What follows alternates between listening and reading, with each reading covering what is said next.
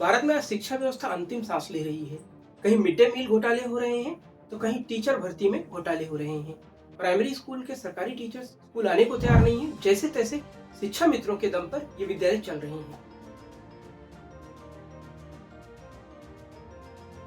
दोस्तों, भारत के सबसे बड़े राज्य उत्तर प्रदेश की अगर बात की जाए, तो यहाँ पर लगभग 1,60,000 प्राइमरी स्कूल हैं। 80,000 से अधिक प्रधानाध्यापक हैं और 4 लाख से अधिक सरकारी अध्यापक हैं। 1.25 लाख के आसपास शिक्षा मित्र हैं। फिर भी स्कूलों की हालत आज ऐसी है कि कोई बच्चा स्कूल जाने को तैयार नहीं है। अगर बात की जाए हायर एजुकेशन की, तो हर कोई गवर्नमेंट कॉलेज ही चाहता है, चाहे बात इंजीनियरिंग की हो या मेडिकल की हो। आईआईटी, आईआईएम्स या फिर एम्स जैसे संस्थानों में लोग पढ़ने के लिए दिन रात एक कर देते हैं, कई साल तक तैयारियां करते हैं, उसके बाद भी जाकर उन्हें गवर्नमेंट कॉलेजेस नसीब नहीं होते हैं। और वहीं अगर बात की जाए प्राइमरी स्कूलों की आज हालत ऐसी है, कोई बच्चा जाने को तैयार नहीं है। जैसे तैसे रिकॉर्ड्स में मेंटेन किया जा रहा है कि हमारे विद्यालय में 100 बच्चे हैं, लेकिन अगर हकीकत देखी जाए तो वहाँ पर 15 से 20 बच्चे या 30 बच्चे ही निकलते हैं। आखिर सरकारी तंत्र इसमें फेल क्यों हो रहा है?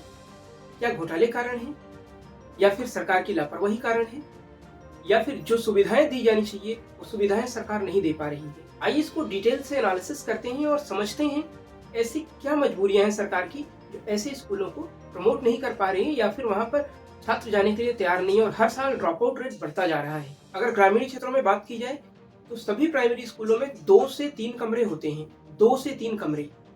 अगर क्लास की संख्या देखा जाए, तो 1 से 5 तक 5 तो यही हो गए, और कुछ प्री नर्सरी के बच्चे भी जाते हैं। लगभग 6 क्लास होती हैं, और 6 क्लास में यहाँ पर केवल 2 या 3 कमरे हैं। ऐसे में इनको क्लासेस मर्ज करके चलानी पड़ती हैं, और क्लासेस मर्ज हो जाती हैं तो वहाँ पर क्या ही पढ़ाई होगी, आप समझ सकते हैं।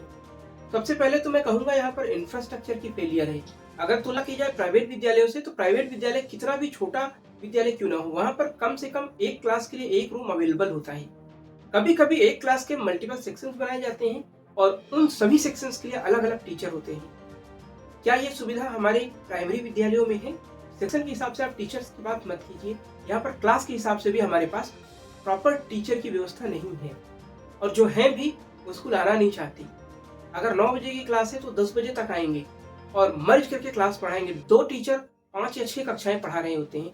ऐसे में गार्जियन या छात्र क्यों जाए स्कूल पढ़ने? अगर सरकार के पास सरकारी अध्यापकों को इतनी मोटी सैलरी देने के लिए रकम नहीं है, वो 15 से 20 हजार पर शिक्षा मित्र हायर करके, और कम से कम एक विद्यालय में 6 शिक्षक होने चाहिए, एक प्रधानाध्यापक होना चाहिए, 2 प्यून होने चाहिए। ये इतना मैंडेटरी है। और साथ ही साथ जो मिड डे मील दिया जा रहा है, मिड डे मील के लिए जो भी सहायिकाएं होती हैं, खाना बनाती हैं, उनके लिए भी उचित व्यवस्था होनी चाहिए।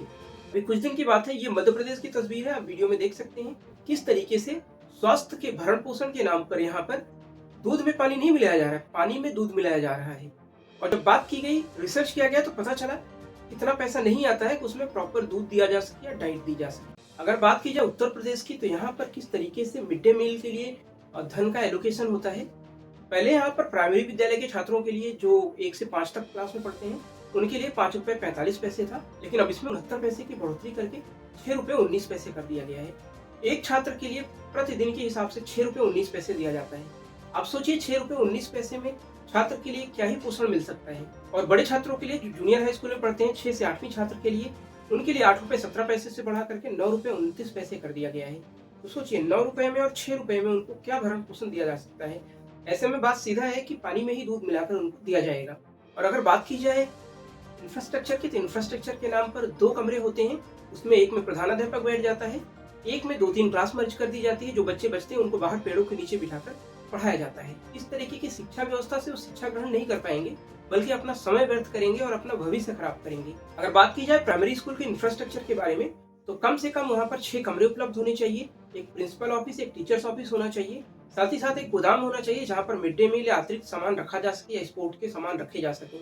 और उसी के साथ साथ साफ और शुद्ध पानी की व्यवस्था होनी चाहिए, खेल का मैदान होना चाहिए, खेल के लिए तमाम संसाधन होने चाहिए, सिक्योरिटी गार्ड की व्यवस्था होनी चाहिए, कम से कम 2 दिन में होने चाहिए और 1 रात में होना चाहिए, 2 प्यून होने चाहिए, एक साफ सफाई के लिए, एक बाकी कार्यों के लिए। ये मिनिमम रिक्वायरमेंट मैं बता रहा हूँ। अब एक छोटी सी तुलना और कर लेते हैं। अगर बात की जाए केंद्रीय विद्यालय की, नवोदय विद्यालय की या सैनिक स्कूलों की, वहाँ पर हर अभिभावक अपने बच्चे का एडमिशन करवाना चाहता है। क्यों? क्योंकि वहाँ पर आपने ये सारी सुविधाएं दी हैं।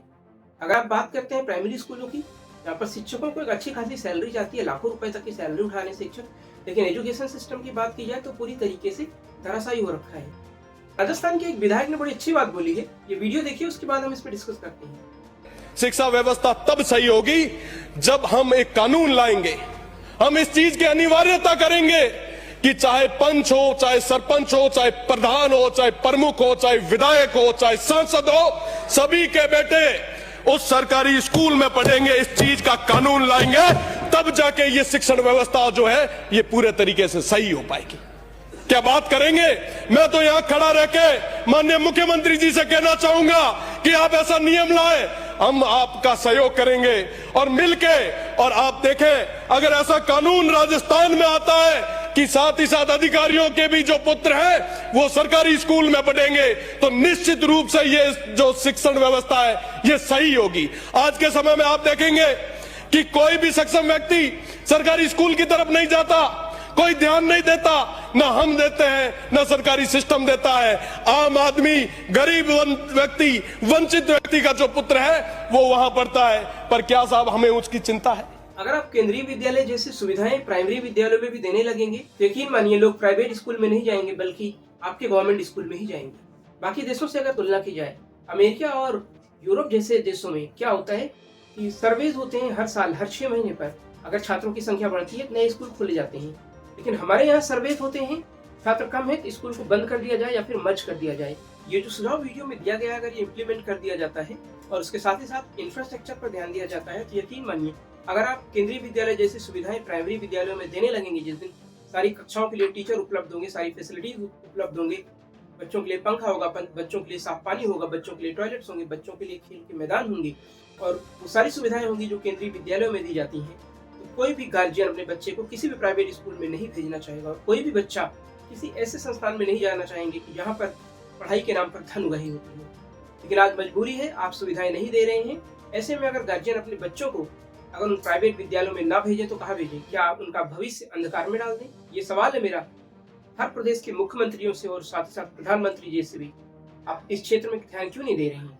साथ ही साथ मैं व्यूअर से भी जानना चाहूंगा आपकी क्या राय है इस बारे में, कमेंट करके जरूर बताएं। धन्यवाद।